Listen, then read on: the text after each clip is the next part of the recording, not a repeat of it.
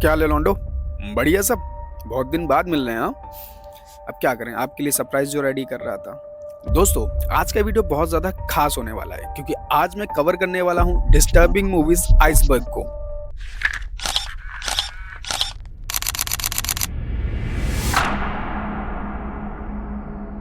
आप लोगों ने इतनी डिमांड जो करी थी तो मुझे करना पड़ेगा, तो चलो शुरू करते हैं। लेकिन रुको रुको रुको, ये मैं अकेले तो नहीं कर सकता। दोस्तों, स्वागत करिए हमारे दोस्त, आज के हमारे होस्ट मिस्टर टैंक्सटन भाई को।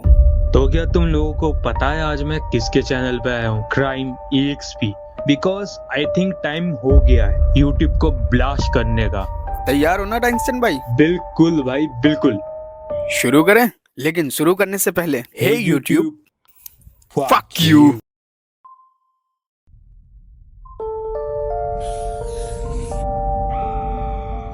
फ्राइडे द 13 एक अमेरिकन स्लैशर हॉरर फिल्म जिसे डायरेक्ट किया है SS कनिंघम ने। यह 1980 में रिलीज हुई और एक लंबे समय तक चली। कहानी एक यंग कैंप काउंसलर की है जो कैंप क्रिस्टल लेक को दोबारा खोलने की तैयारी कर रहे होते हैं। कैंप में एक एक करके उनकी हत्या होने लगती है। अंत में यह खुलासा होता है कि यह हत्यारा पमेला वॉरस है जो अपने बेटे जेसन वॉरस की मौत का बदला लेना चाहती है। यह फिल्म सस्पेंस, आइकॉनिक म्यूजिक और एक शॉक एंडिंग के लिए जानी जाती है। फ्राइडे द 13 ने स्लैशर जॉनरे को लोकप्रिय बनाने में एक अहम भूमिका निभाई।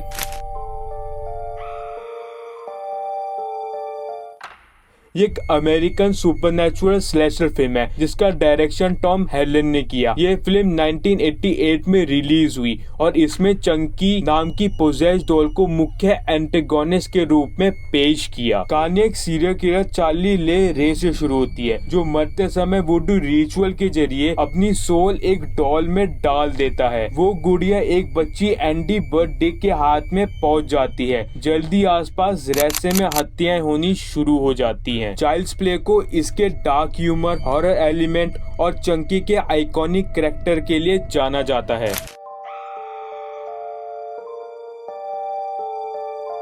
स्क्रीम एक अमेरिकन स्लैशर हॉरर फिल्म है जिसे डायरेक्ट किया है वेस केविन ने और लिखा है केविन विलियम्स ने। यह मूवी 1996 में रिलीज हुई। यह मूवी अपने सेल्फ अवेयर नैरेटिव और हॉरर ट्रोप्स की डॉक्यूमेंट्री के लिए जानी जाती है। कहानी एक छोटे से गांव की है जहां एक मास्क किलर घोस्ट फेस लोगों को फोन करके उन्हें डराता है और बाद में उनकी बेरहम तरीके से हत्या कर देता है। मेन कैरेक्टर सिडनी अपनी मां के मर्डर्स के ट्रॉमा से जूझ रही होती है। घोस्ट फेस की अटैक धीरे धीरे सिडनी से पर्सनल हो जाती है। किलर हॉरर मूवी के रूल्स की बात करता है और विक्टिम को मेंटली टॉर्चर करता है। स्क्रीम ने स्लैशर जॉनरे को नई लाइफ दी और घोस्ट फेस मॉडर्न हॉरर का एक आइकॉनिक कैरेक्टर बन गया और यहीं से एक सक्सेसफुल फ्रेंचाइजी की शुरुआत हुई।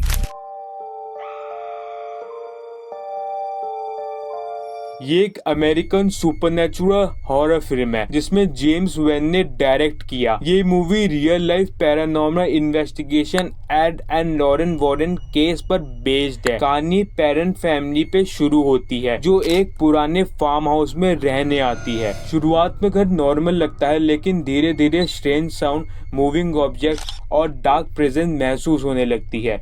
फैमिली के मेंबर खासकर कैरोलिन सुपरनैचुरल इन्फ्लुएंस के अंदर आने लगते हैं। सिचुएशन बिगड़ने पर वॉरेन को बुलाया जाता है। इन्वेस्टिगेशन में पता चलता है कि हाउस पर एक पावरफुल विच स्पिरिट का कर्ज है। वॉरेन रिचुअल और एग्जॉर्सिज्म के जरिए फैमिली को बचाने की कोशिश करते हैं। The Conjuring modern horror cinematic की सबसे सक्सेसफुल फिल्म में गिनी जाती है। इस मूवी से कॉन्जरिंग यूनिवर्स की शुरुआत हुई जिसमें एनाबेला और द नन जैसी फिल्म शामिल है। यह एक अमेरिकन सुपरनेशनल हॉरर फिल्म है जिसे जेम्स वॉन ने डायरेक्ट किया है। कहानी लैम्बार्ड फैमिली के इर्द गिर्द घूमती है जो कि एक नए घर में शिफ्ट होते हैं। उनका बेटा डोल्टन मिस्टीरियस परिस्थितियों में कोमा में चला जाता है और इसकी वजह डॉक्टर भी एक्सप्लेन नहीं कर पाते हैं। घर में स्ट्रेंज एक्टिविटीज होने लगती हैं। शैडोज, विस्पर और डार्क एंटिटीज दिखाई देने लगती हैं। स्टार्टिंग में उन्हें लगता है कि शायद घर में कोई प्रॉब्लम है, लेकिन बाद में पता चलता है कि प्रॉब्लम घर में नहीं बल्कि उनके बेटे डोल्टन से जुड़ी है। इन्वेस्टिगेशन में पता चलता है कि डोल्टन की सोल फर्दर नाम के डार्क एरेस्टियल वर्ल्ड में फंस जाती है। अंत में डोल्टन को बचा लिया जाता है, लेकिन ईविल वहीं खत्म नहीं होता है। एक अनसेटलिंग एंडिंग के साथ ये मूवी खत्म हो जाती है।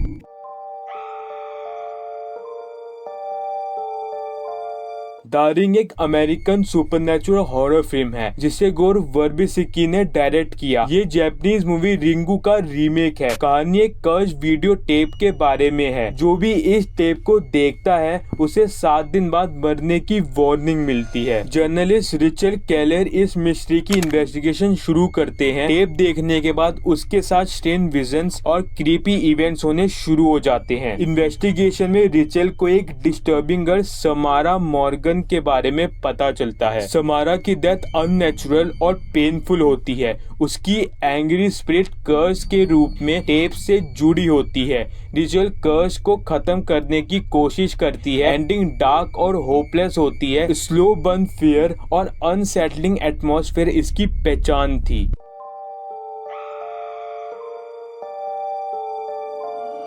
यह एक अमेरिकन सुपरनेचुरल हॉरर फिल्म है जिसे जॉन आर लियोनेटी ने डायरेक्ट किया है। यह कंजूरिंग यूनिवर्स का एक हिस्सा है। कहानी एक पोजेस डॉल के इर्द गिर्द घूमती है। कपल जॉन और मिया फॉर्म एक नई जिंदगी शुरू करने वाले होते हैं। जॉन अपनी प्रेग्नेंट वाइफ को गिफ्ट में एनाबेल डॉल देता है। कुछ समय बाद उनके घर में स्ट्रेंज इविल शुरू हो जाता है। ऑब्जेक्ट मूव करने लगते हैं और डार्क प्रेजेंस महसूस होती है। इन्वेस्टिगेशन में पता चलता है कि डॉल में एक इविल स्पिरिट अटैच्ड है। जो स्पिरिट मिया की सोल पर कंट्रोल करना चाहती है। फियर धीरे धीरे एक्सट्रीम लेवल तक पहुंच जाता है। एनाबेल ने कंजूरिंग यूनिवर्स को एक्सपेंड किया। फिल्म की सक्सेस के बाद एनाबेल क्रिएशन और एनाबेल द होमकमिंग मूवी बनाई गई।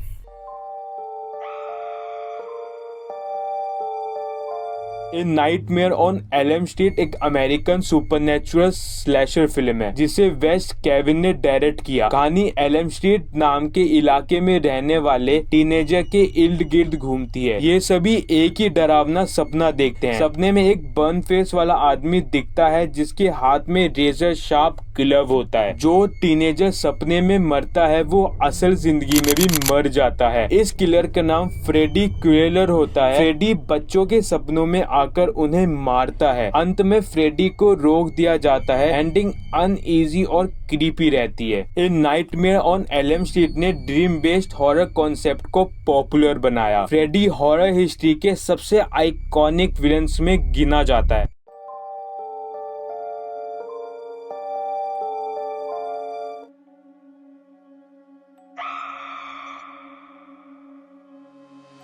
यह एक अमेरिकन सुपरनेचुरल हॉरर फिल्म है जिसे ताकेजी सिसुजी ने डायरेक्ट किया है। यह जापानीज हॉरर फिल्म जू ऑन का हॉलीवुड रीमेक है। यह कहानी टोक्यो के कर्स्ड हाउस के इर्द गिर्द घूमती है। इस घर में जो भी जाता है वह एक डेडली कर्स से प्रभावित हो जाता है। कर्स वायलेंट, डार्क और एक्सट्रीम एंगर से पैदा होता है। सोशल वर्कर कैरिन डेविस इस हाउस से जुड़े केस में इन्वॉल्व हो जाती है। धीरे धीरे उसे समझ आता है कर्स्ड सिर्फ एक इंसान तक सीमित नहीं रहता। यह कर्स्ड हर नए व्यक्ति के साथ भी ट्रैवल करता है। मेन कैरेक्टर कर्ज से भागने की कोशिश करते हैं लेकिन कोई एस्केप पॉसिबल नहीं होता। एंडिंग होपलेस और डिस्टर्बिंग रहती है।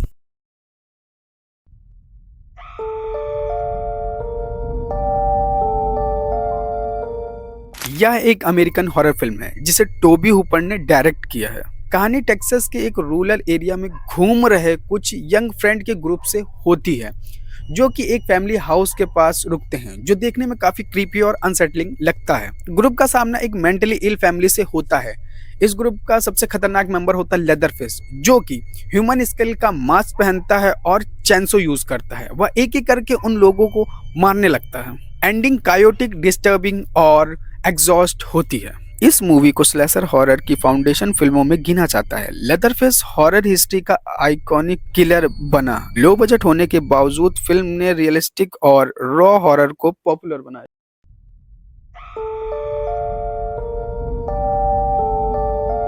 मिडसोमर एरी एस्टर की हॉरर फिल्म है जो दिन की रोशनी में होने वाली डरावनी घटनाओं पर आधारित है। यह फिल्म मुख्य रूप में गिरफ्त, टॉक्सिक रिलेशनशिप और कल्ट रिचुअल पर आधारित है। फिल्म की शुरुआत डैनी नाम की लड़की से होती है जो अपनी फैमिली की ट्रेजिक डेथ से गुजर रही होती है। उसका बॉयफ्रेंड क्रिश्चियन उसे छोड़ना चाहता है पर गिल्ट की वजह से नहीं कर पाता है। क्रिश्चियन अपने फ्रेंड के साथ स्वीडन में एक रिमोट टिलम हार्गन में मिडसोमर फेस्टिवल पर जाने का प्लान बनाता है। ये फेस्टिवल 90 साल में एक बार आता है। आखिरी मोमेंट पर डैनी भी उसके साथ चली जाती है लेकिन धीरे धीरे से अजीबोगरीब रिचुअल शुरू होते हैं। 2 बुजुर्गों का सुसाइड करना, डॉग या स्ट्रेंज मील और कल्ट के मेंबर का वियर्ड बिहेवियर। डैनी गिल्फ से जल रही होती है और कल्ट के मेंबर उसे इमोशनली सपोर्ट करते हैं। डैनी क्वीन बन जाती है। लास्ट में डैनी को सैक्रिफाइस चुनना होता है। वो क्रिस्टियन को चुनती है। क्रिस्टियन को एक बियर के अंदर सिल दिया जाता है और उसे जिंदा जला दिया जाता है। फिल्म डैनी की स्माइल के साथ खत्म हो जाती है। फिल्म काफी इंटेंस है, ट्रॉमा, बिलोंगिंग और कल्ट मैनिपुलेशन पर फोकस करती है। जब हॉरर पसंद है तो तुम देख सकते हो, वरना सेंसिटिव टॉपिक बहुत ज्यादा है ये।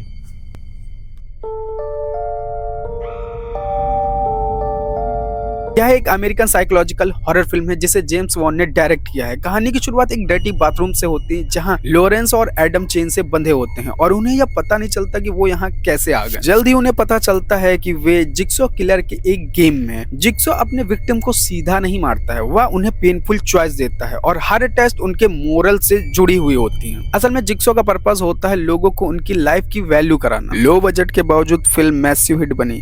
इससे एक लॉन्ग रनिंग सॉ फ्रेंचाइजी शुरू हुई जिसे मॉडर्न हॉरर की सबसे फेमस सीरीज में गिना जाता है।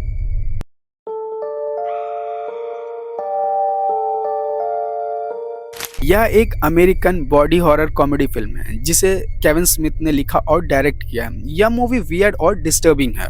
फिल्म की शुरुआत होती है वॉलेस नाम के एक पॉडकास्टर से जो कि अजीबोगरीब लोगों का मजाक उड़ाता है। वह कनाडा जाता है एक वायरल वीडियो वाले लड़के का इंटरव्यू लेने, लेकिन वह मर चुका होता है। तभी उसे एक बुजुर्ग हावर्ड नाम के व्यक्ति का पता चलता है जो कि वॉलरस के साथ अपनी एडवेंचर शेयर करना चाहता है। वॉलरस हावर्ड के घर जाता है जहां हावर्ड उसे टी पिलाता है जिसमें उसने नशीली दवाई मिलाई होती है, जिसे पीकर वॉलरस बेहोश हो जाता है। जब होश आता है तो उसे पता चलता है कि हावर्ड एक सीरियल किलर है जो ऑब्सेस्ड है वॉलरस से। वो वॉल्स को एक वॉलरस में ट्रांसफॉर्म करना चाहता है जिसमें वह कामयाब भी हो जाता है। वॉलरस का फ्रेंड और उसकी गर्लफ्रेंड उसे ढूंढने निकलते हैं। जब वे हावर्ड के घर पहुंचते हैं तो वहाँ वॉलरस अब पूरी तरीके से वॉलरस बन चुका होता है। फिल्म एक फ्लैशबैक से खत्म होती है जहां वॉलरस जू में वॉलरस की तरह रहता है और एली उसे फिश खिलाती है और उसकी आंखों में आंसू होते हैं। यह फिल्म पोलराइज्ड है, कुछ को कल्ट क्लासिक लगती है। मूवी में काफ़ी गोर, बॉडी हॉरर और इमोशनल सीन्स हैं। अगर बिजार हॉरर पसंद है तो इसे देख सकते हो।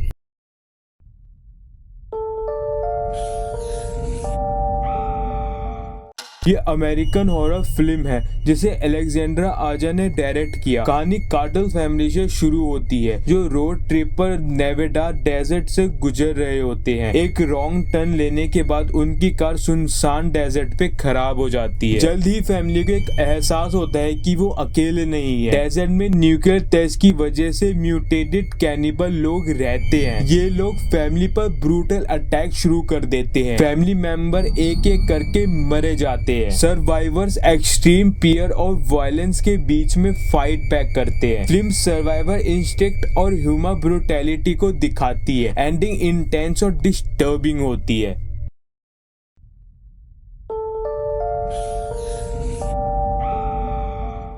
यह एक अमेरिकन स्लैशर हॉरर फिल्म है जिसे इलाई रॉथ ने डायरेक्ट किया है। मुझे भी डायरेक्टर पसंद है। यह टॉर्चर पॉर्न सब जॉनरे की शुरुआत करने वाली फिल्मों में से एक मानी जाती है। इस मूवी में डिस्टर्बिंग सीन्स, गोर, वायलेशन और बहुत सारी चीजें हैं जिसकी वजह से इस मूवी को लेकर काफी कंट्रोवर्सी हुई है। कहानी की शुरुआत 2 लड़कों से होती है जो पार्टी और गर्ल्स के लिए ट्रेवल कर रहे होते हैं। तभी उन्हें स्लोवाकिया के बारे में पता चलता है जहाँ की लड़कियां अमेरिकन से अट्रैक्ट होती हैं। वो ट्रेन से स्लोवाकिया पहुँचते हैं और एक हॉस्टल में रूम लेते हैं जहाँ 2 गर्ल्स उनके साथ फ्लर्ट करती हैं। बाद में उन्हें पता चलता है कि यहाँ एक secret organisation elite haunting club है जहाँ रिच लोग पैसे देकर टूरिस्ट को टॉर्चर करते हैं और किल करते हैं। जॉस को एक डच बिजनेसमैन बाय करता है और उसे टॉर्चर करता है, उसको डील करता है, उसके पैरों को काटता है और ऐसी घिनौनी हरकतें करता है वो। ये मूवी रियल लाइफ इंसिडेंट पर बेस है और यह मूवी हमारी हिम्मत को परखती है।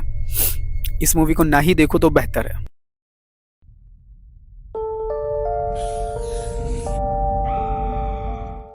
House of thousand corpses Rob Zombie की डायरेक्ट करी हुई हॉरर मूवी है जो 1970s के गाइड हाउस स्टाइल में बनाई गई है। कहानी 4 यंग फ्रेंड्स की है जो रोड ट्रिप पर अमेरिका के अजीब टूरिस्ट स्पॉट देख रहे होते हैं। रास्ते में उनकी कार खराब हो जाती है और बेबी फायरफ्लाई उन्हें अपने फार्म हाउस ले जाती है जहां फायरफ्लाई फैमिली रहती है। एक crazy psycho killer clan Halloween night पर फैमिली अपना असली रूप दिखाती है। गैंगस्टर्स को कैद करके टॉर्चर करती है, स्किनिंग करती है और मर्डर करती है। अंडरग्राउंड में डॉक्टर सैटन का लैब है जहां टाइनी को मॉन्स्टर बनाया जाता है। सिर्फ एक लड़की बचती है। फिल्म में ढेर सारे गोर, ह्यूमिलेशन और आई कैडलिक सीन है। रिलीज पर बहुत वायलेंस की वजह से कंट्रोवर्सी हुई। हॉरर फेस को पसंद आती है लेकिन कमजोर दिल वालों के लिए नहीं।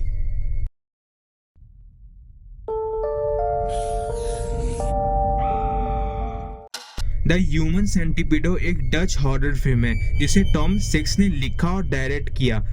ये बॉडी हॉरर जॉनर की सबसे नोटोरियस और कंट्रोवर्शियल फिल्म में से एक है। इसका कॉन्सेप्ट इतना एक्सट्रीम और डिस्टर्बिंग है कि रिलीज पर कई देशों में इसको बैन और सेंसर कर दिया गया। कहानी की शुरुआत में हमें 2 अमेरिकन लड़कियां दिखाई जाती है, लिंडसे और जेनी, जो जर्मनी में रोड ट्रिप पर होती हैं। रास्ते में उनकी कार खराब हो जाती है। बारिश में मदद मांगते हुए वो एक आइसोलेटेड घर में पहुंचते हैं। घर का मालिक डॉक्टर जोसेफ हैट्रल होता है पर उन्हें ड्रग करके किडनैप कर लेता है। वह एक ह्यूमन सेंटिपिडो बनाना चाहता था। उसके पास 3 विक्टिम होते हैं जिस पर वो ऑपरेशन करता है। तीनों को ऊपर से जोड़ देता है। एंडिंग में लिंडसे अकेली ट्रैप रह जाती है बेसमेंट में, जबकि फ्रंट कैट्सुरो सुसाइड कर लेता है। एंडिंग बहुत होपलेस रहती है। ये फिल्म शॉक के लिए बनी है। अगर एक्सट्रीम बॉडी हॉरर पसंद है तो इसको देख सकते हो। सो गाइस, ये था आज का हमारा वीडियो। उम्मीद करता हूँ वीडियो तुम लोग को पसंद आई होगी। अभी तक हम लोगों ने डिस्टर्बिंग मूवीज का ये जो चार्ट है इसमें से फर्स्ट लेयर और सेकंड लेयर कवर करी है, और अगर तुम लोग बहुत अच्छा प्यार दोगे ना इस पर तो हम सारे लेयर ऊपर से नीचे तक की कवर करेंगे। सो आप लोगों को हमारा काम कैसा लग रहा है? तुम भी भाई के चैनल पे जाओ और सबसे पहला काम सब्सक्राइब करो भाई, 1K के बहुत करीब है। सो गाइस, जैसा भी तुम लोग को लग रहा है कमेंट करके जरूर बताओ। और हाँ, टैंक्सन भाई को भी सपोर्ट करो, उनके चैनल पे जाओ यार, प्रेजेंट लगाओ, बोल के आओ कि लव फ्रॉम क्राइम एक्सपी। हाँ, मानता हूँ कि ज़्यादा सब्सक्राइबर नहीं है बट अपने कुछ जेन्युइन सब्सक्राइबर हैं जिन पे मुझे ट्रस्ट है। सो गाइस, वीडियो को लाइक करो यार और चैनल को सब्सक्राइब करो। मिलते हैं हमारी एक और नई वीडियो में, तब तक के लिए जय हिंद।